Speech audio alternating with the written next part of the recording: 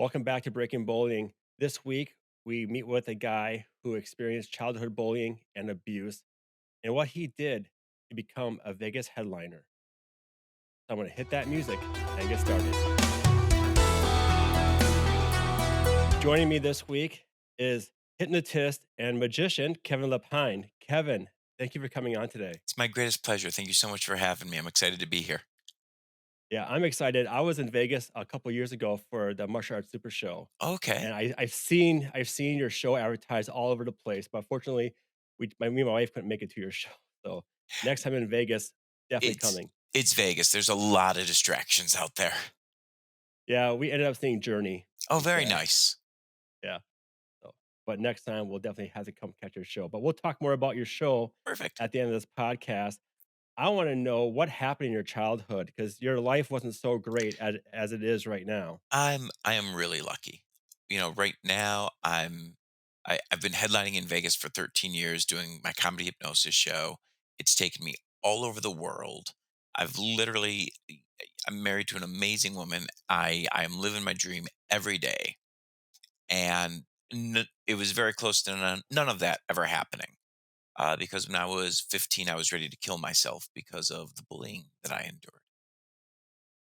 What type of bullying were you experiencing? So the majority of my bullying really came from the school districts. I was the kid who was picked on every day, and unfortunately, at that time, the administration still didn't really understand that much about bullying, and it was just looked at something just, oh well, just rise above it. Well, you can't really rise above it when you're getting your butt handed to you regularly by 5 or 6 different people, and your mental state and your And mental state just deteriorates when you are constantly being belittled and destroyed.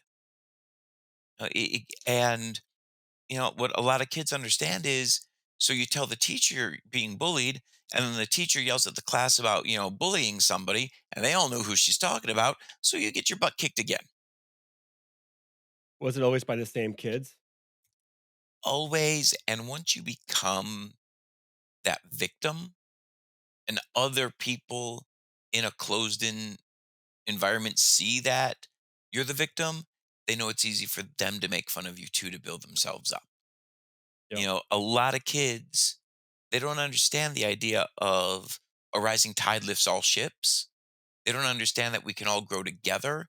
A lot of kids only know how to make their bones by breaking others, because that's all they've ever learned and experienced. And they like being that center of attention that they get when there's somebody who can't fight back. Yeah. When the school told you to rise above, what does that even mean? Did they tell you what to do to rise above it? No, they didn't care.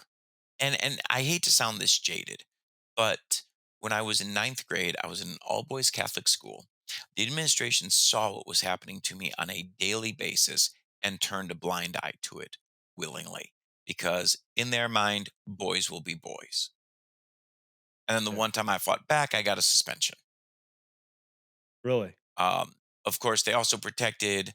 I I was also a victim of abuse from one of the priests that the Oh administration made no. sure to protect as well. And I say all of this because it really led to that moment where I was done. I couldn't take it anymore. And that's what my book is about. It starts at the moment when I was 15 and ready to kill myself because of all of this bullying. And instead, I came up with a different idea. Um, I was raised Catholic, so the best way I can explain it is I prayed a prayer that I'd never prayed before, and that's that I wanted to be something different. And I wrote down a list of everything I hated about myself, which was a really long list. And I wrote a list of things I liked about myself, which was a really short list. And then I wrote a list of everything that I wanted to be. And I prayed for that to happen. A Oh, lot of times nowadays, you hear the phrase fake it till you make it. yeah. Somebody said something better that stuck with me, and it sums up what I did much better. It's not fake it till you make it.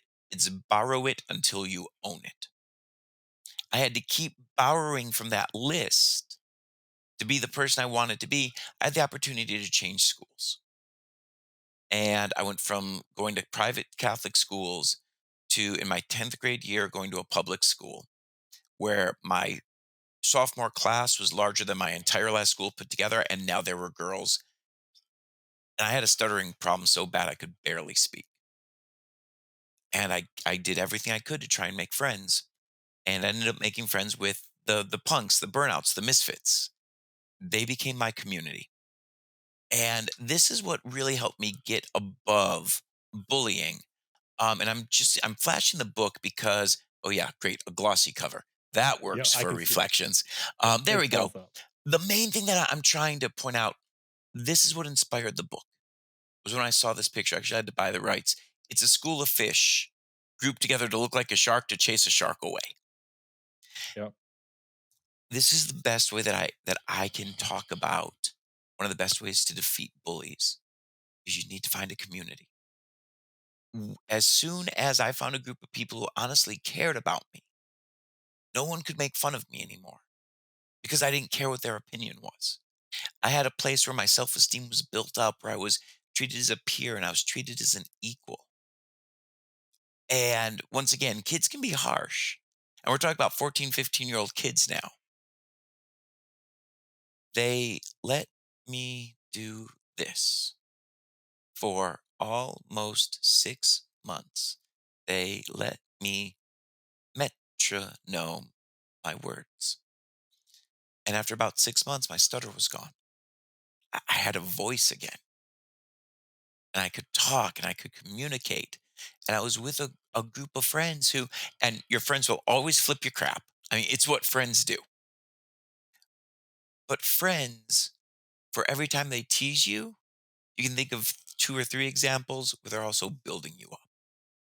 Yeah. And that's what I learned. And this is one of my big messages is if your school isn't that community, then find one. Whether it's joining a scout troop that isn't affiliated with your school at all, going to a dojo 2 or 3 towns over where you don't know anyone and you can start over and you can have that clean slate around people who want to build you up. Because once you're part of that community, everything else becomes bearable. Yeah, I'm Catholic myself. I'm curious, do you know the name of that prayer you said? Mm. Because you obviously got that prayer Oh, answered. no, it wasn't like a scripted prayer. It was, Okay. instead of just reciting words, it was this sudden belief that I didn't want to just pray a generic prayer. I knew what I wanted, but I also knew that if I wanted that, that there were some things I had to change about myself. Once you feel like a victim, I don't like saying you project that energy because it sounds a little bit hippie and that tunes people out. But I will say that once you feel like you're a victim, then you allow yourself to be victimized and you Yep. allow anything to be viewed as an attack because that's what you're used to. If all you know is how to input abuse, everything seems abusive. Yeah. And I had to change that view in order to be able to find a community and find friends. Yeah. Did you join any clubs to find Ye- that community, or is this your group of friends that you stuck with? So I was in scouting, but my original scout troop affiliated with the school that I was suffering a lot of the abuse from. So I didn't go that far in scouting until I started in a new school in a new town, joined a troop there, and once again just found more community. And I actually was able to achieve one of my big dreams. I did make it as an Eagle Scout with a couple of hours to spare. Um, but the perfect thing that I can say is I applied for a job as a camp counselor, and this was in Detroit at the Scout Ranch, and I was accepted. On my 15th birthday, right around my 15th birthday, I was ready to kill myself because of all the bullying. My 16th birthday, I am in the bunks as a camp counselor. And when the clock ticked from 11:59 to midnight on my birthday, someone in the bunk had set an alarm, and everybody sang happy birthday to me. 1 year later, I had a crew. I had a community celebrating me. I mean, it was life changing. Amazing. When I'm curious how when you went to the new school, how did you make friends? I With assume terror, you were with terror. with Uh, absolute, with absolute heart in my throat terror. did you go up to kids first, or did they come up to you? I went up to everyone. And it's the scariest thing because you're putting yourself out there, putting yourself out there, putting yourself out there. And I accidentally stumbled across a universal truth that day when I made my first friend because I just asked him questions about himself. And one of the quick things I learned was one way to make when you've been abused, when you've been victimized, when you've been bullied, you are so desperate to throw yourself to anything that will, provide you kindness that you tend to just be just become almost overbearing with it. And that day I just started asking a couple of people questions about themselves and listening. And Did you that's approach them one by one? oh yeah. Yep. Yeah. And the one and what was really funny was coming from all these Catholic schools, the one who really responded to me and started talking to me was this kid with long hair, tight jeans, and an Iron Maiden t-shirt. And it was so far removed from anything I had ever been exposed to that I had a lot of questions. And we just hit it off. And that became my circle of friends. But that was also the circle of friends who were the artists. And the weirdest thing is my parents were afraid of, the drugs and alcohol and the peer pressure. And you know what? A bunch of my friends in high school drank, they smoked. Uh, I didn't. And nobody ever pressured me. Nobody ever cared that I didn't. The only thing they cared about was when I turned 16, they all had a designated driver and they were thrilled. And you're also the sober driver too. I take it Exactly. as It a was it was perfect for yeah. everyone. What advice would you give someone currently facing bullying or abuse, So especially in terms of finding a community and support? so let's look at two main places.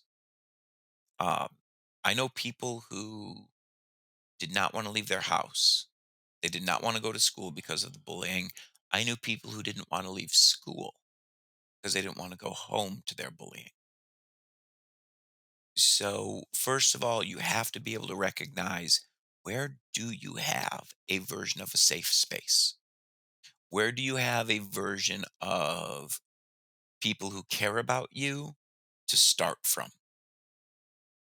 And if you are being bullied in both of those locations, that's the hardest.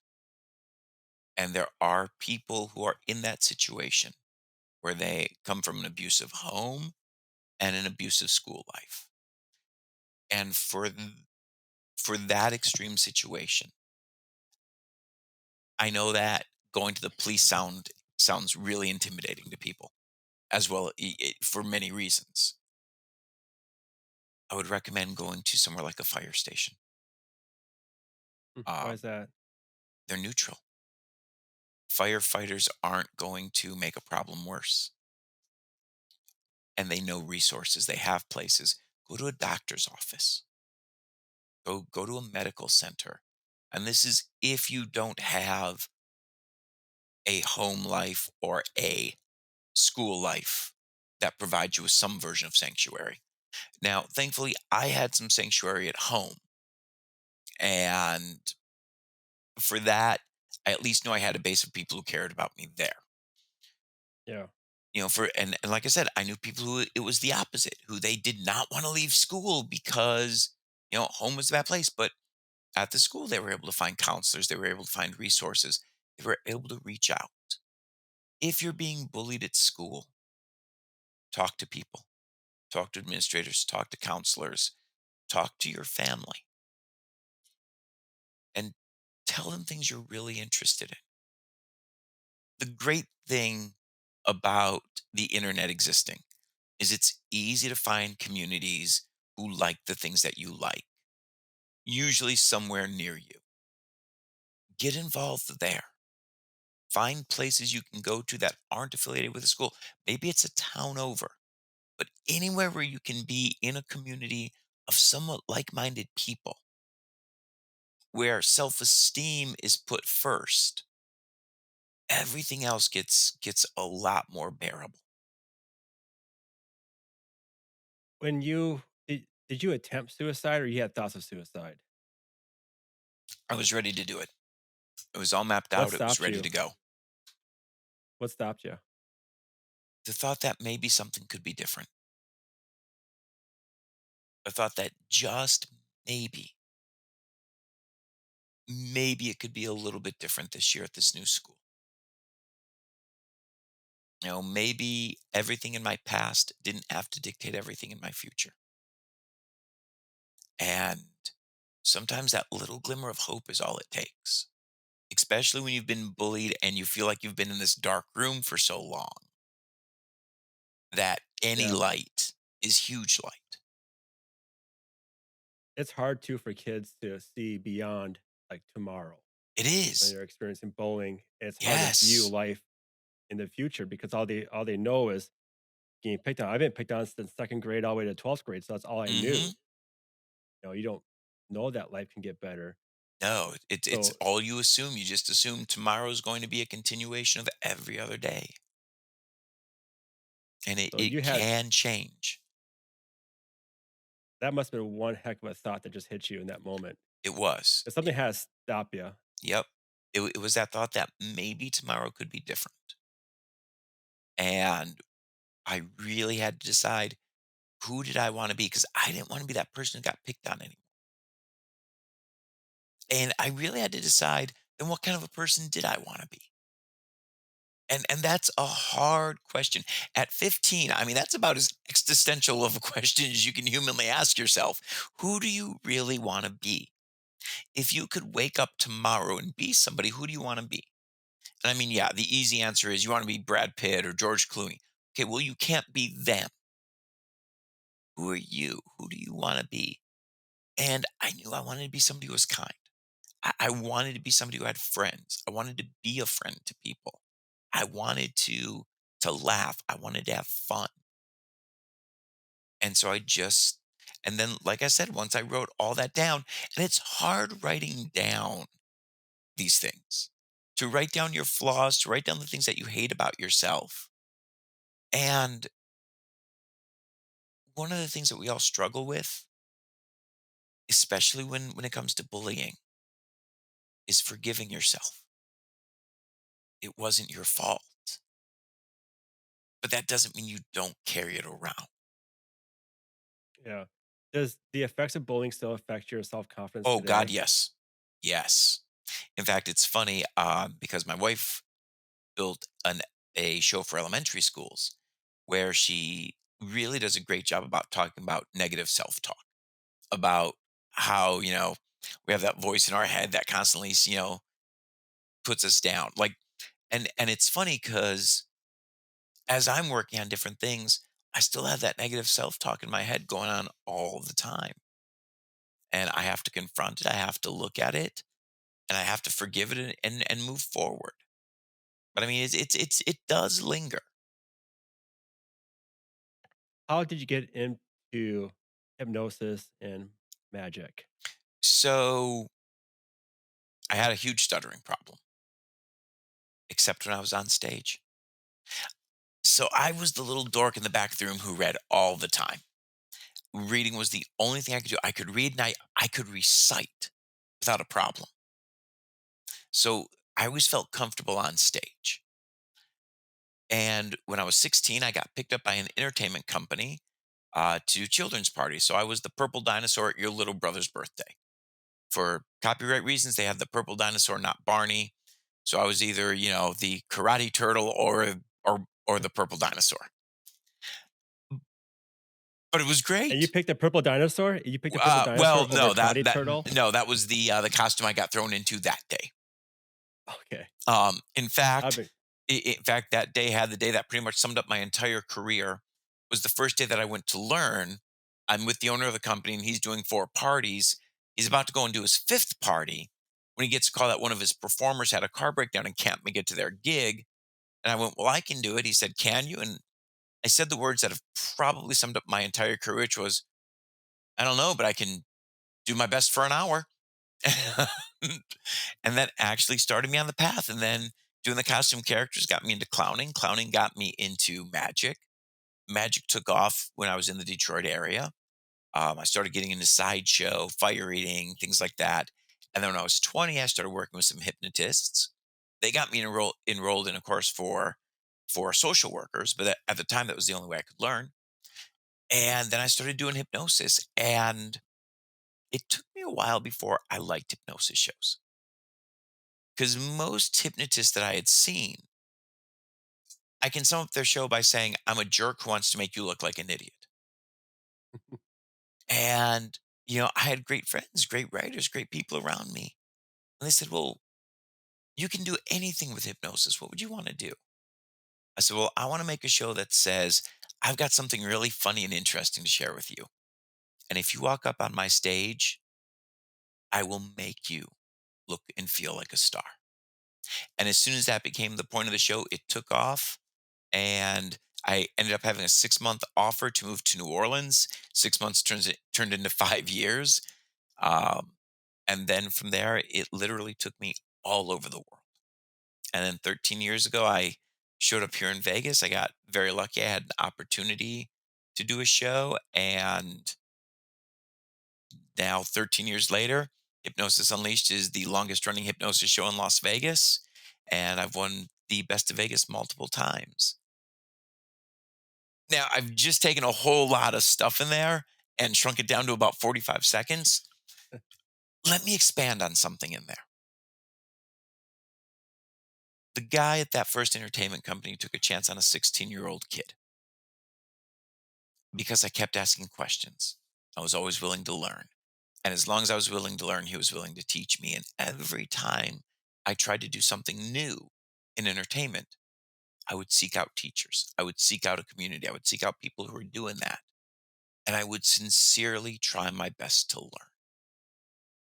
And throughout my entire career, and that's what the book Deep Into My Eyes is about, is it's about all the people who helped me build my career and my dreams step by step, as well as all of the negative things that happened.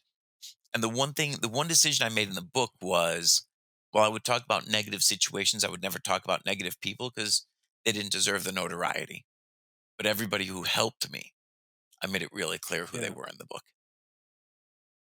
Your story is very interesting because I'm not trying to say if it wasn't for bowling, you wouldn't have had this life, but Um, you had you're a not you wrong. had a drastic change. You're not wrong. And I think as people, sometimes we have to be able to justify certain things. And I think as people, we have to be able to, that sometimes, for better or worse, we need to justify our traumas. And the one justification that I get out of all of that trauma is it taught me real empathy and compassion. And that empathy and compassion has done more for me than I can ever really put into words. Being able to Yeah. understand how people feel, and being able to care about people really makes a difference. What I find interesting about your story is you're at the point of suicide. You had a thought hit you in the head. Yep. You wrote down this list. A year later, you're starting to build your career, Hmm. probably without you knowing it. But a higher power has a plan for you, Very and much. they smacked you in the face with it. Yep. And it's really cool to see how that happened, like in a short amount of time. And it's funny because there will be all those negative voices in your head telling you you're stupid and you can't, but there's always that one voice, and sometimes we bury it. It's that voice that says, "I know you can." And it's hard to reach that voice sometimes, especially when you're young, and especially, being a victim of bullying. That voice gets pushed down and pushed down and pushed down. And that night, that voice just screamed and screamed loud enough for me to listen and go, all right, well, what if? And that's one of if there's two things I can tell people who are being bullied is one, find a community. People cannot take your self esteem away from you when your self esteem is somewhere else. And two, tomorrow has options and opportunities. Suicide does not. I had a similar thing happen to myself. I discussed it in a earlier podcast, but just a quick brief down of it. I attempted suicide. I stopped. Uh, a few times later on in like a weeks or months, I can't remember exactly. I had this crazy vision. I mean, it was so real. I can still remember this to the detail today. But it showed me a little bit of my future, and I'm like, if I ended my life, I can't have this future. Mhm.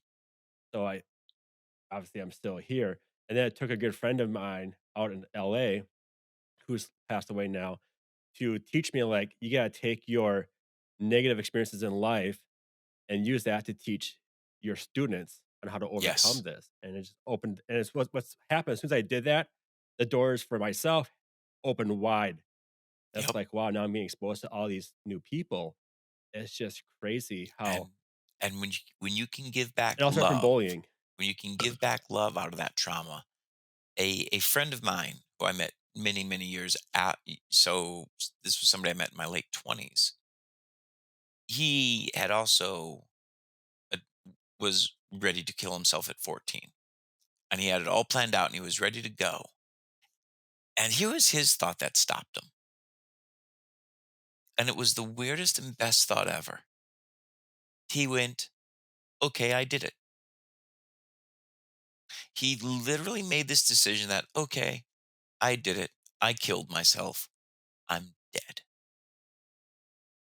Now, every minute of every day after that was a gift he was never supposed to have. And it's a really extreme thought, but a beautiful one because all of a sudden, everything in his life became about gratitude. He was grateful for everything.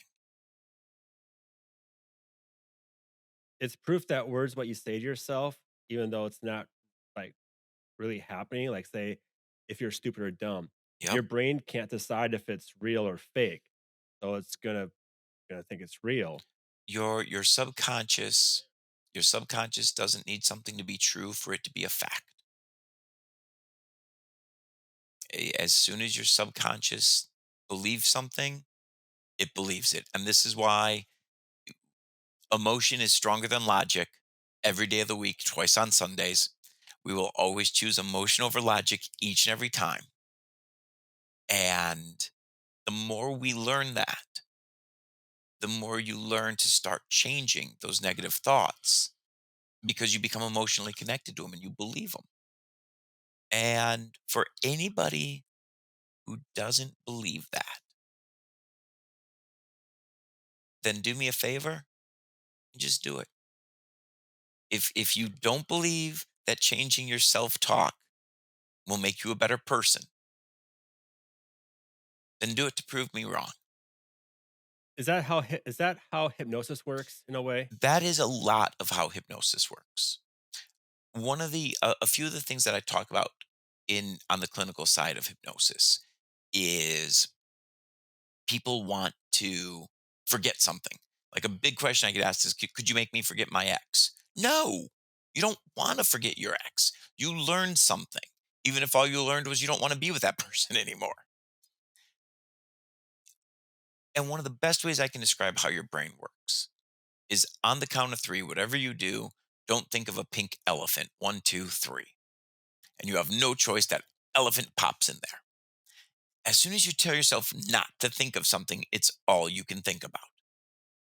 On the other hand, if I tell you on the count of three, think of something you like more than elephants. One, two, three. You can think of 1,000 things. Hypnosis can help you really build a bridge over certain things. So it's not that I don't want to think about this. It's not that I don't want to feel this specific way. It's I want to think about this instead. I want to feel this way instead. I want to look at something from this point of view. And the more you So you're practice, the stronger and stronger that gets. so you're basically just rewiring people's brains. Yes. Yep. Rewiring the thought patterns. So it's not magic, it's actually, No magic no, whatsoever to it. it's psychology. Yes. It's just learning how their brain works. That's Yep. amazing. And our subconscious, it keeps playing the program over and over that we keep telling it to play. And I promise you, if you change your own self-talk and you change from saying I'm stupid to saying, okay, I learned from that mistake, changes a lot. What advice do you have for kids who are always saying, "I can't do this. I'm never that good." What can their parents say to them to help, rewire their thinking and to get them So on the path of positivity? so working with my wife, who, like I said, has put together a show based around this entire idea, it's being able to reframe it. The examples my wife uses is I can do hard things. Mistakes help me learn. And being able to change thoughts to that instead of saying, I can't do this. I can't do it yet. I'm not good at something. Not good at something yet. I can't, I'm not good at this sport. I'm not good at martial arts, but I'm better today than I was yesterday. That's the power of yet. I talk about that to my kids, my Mhm. students all the time. Like, I can't do this. Say yet after that. I can't Mhm. do this yet. Sounds so much better, but it works. It's one of the great joys in martial arts. Um that and forgive me for saying this, but it's the ridiculousness of the activity versus the mental value of it. And the activity I'm talking about is board breaking, which in certain ways is kind of ridiculous. Except you did something you didn't think you could do. You just saw yourself accomplish something you said I couldn't, that you told yourself you couldn't accomplish. So while you will probably never use that one specific skill in Yeah. necessarily, a real world environment, you did just accomplish something you thought was impossible. And that's the amazing part of it. That's one of the things that I love about People, martial arts. yes. The purpose of board breaking, you hear jokes like, well, what did board do to you? Mhm. No, it has nothing to do with what the board did to me. The purpose of the board, it's better to hit the board than hit your Yes. friend. So when you're breaking a board, you get a chance to see your power. Mhm. You get a chance to um, see how well you can focus. You get to test your patience. You get to test your perseverance. It's a Yep. huge test, all wrapped into one technique on a simple piece of wood, Mhm. and that gives you all of that. And but people outside of martial arts, they don't see all that. They just see a Yeah. trick. Right. It's And not a trick. and it's not a trick, and it's so much, and I'm sure you teach this to your students. It has 5% to do with this, 95% to do with this. Oh yeah, because I see kids like one of their first board breaks is called a hammer fist. So they'll put their hand up Mhm. and they have to swing all the way through it, and they'll do this. Stop right at the board and just touch it. Yep. Like, that's not gonna break the board, dude. Come on. Mm-mm. But you give them a target, they'll smash it. Give them a board, oh, red light, they can't do it. It's you know, and trying to teach the kids to overcome that, like, yes, you can do it. You have to close your eyes and do it. I don't care. Or sometimes Yep. I've done it a few times where I trick them. I have them close their eyes. I have 'em just keep hitting the target. They're not looking. I'll switch fast as I can, try to get the board up and have them smash the board. I only was Um, able to pull it off one time. One time I was there's able to pull it off. you'd be surprised, but what you just described changed the world. What you just described created the Industrial Revolution. Everybody was trying to come up with the mechanical loom, the first major machine, which would kick off the Industrial Revolution. The guy who invented the mechanical loom saw a device. It was like the first robotic device that would play chess with you and win. And this guy decided that if somebody could make a machine that could play chess, then he could make a mechanical loom. There was no machine that could play chess. It was a magician's trick. He didn't know that. It was mirrors that looked like nobody was hiding in there, but there was actually a guy doing everything. He didn't know that. All he knew was if that could be done, this could be done. He invents the mechanical loom. We have the Industrial Revolution. It's crazy. Sometimes just having the belief that it can be done is enough to do it. Speaking of magic, now let's get into your show. Tell us about Thank your you. show. So my show is in the Four Queens, which is downtown Las Vegas. It is Hypnosis Unleashed, 9 p.m. I've been fortunate enough to win multiple Best of Las Vegas awards. I get the great joy of doing it nightly with my wife, and it's a lot of fun because what we do is we come out, talk about hypnosis for a couple of minutes. Then I get about 12 people to volunteer.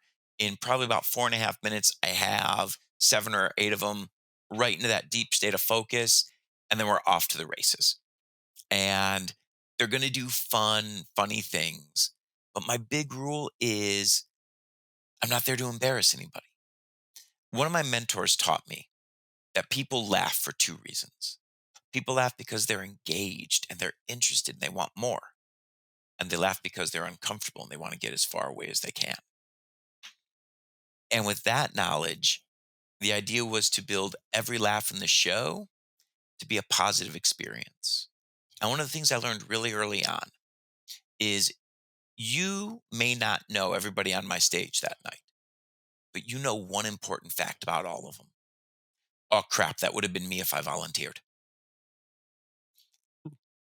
And so if I embarrass my people on stage, everybody in the audience feels embarrassed. If I make everybody on stage feel good, everybody in the audience is feeling good and having fun.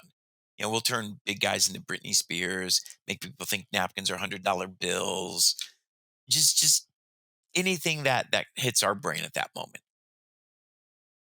That's awesome. And plus, Fremont Street's like I think is like the best part of Vegas. It It's where all the great is. entertainers are at. I Yes. love it. It's downtown and once again, so to talk about communities again, one thing that I've learned throughout my career, and it's not just my career, I've learned this to other people as well as I've shared this story.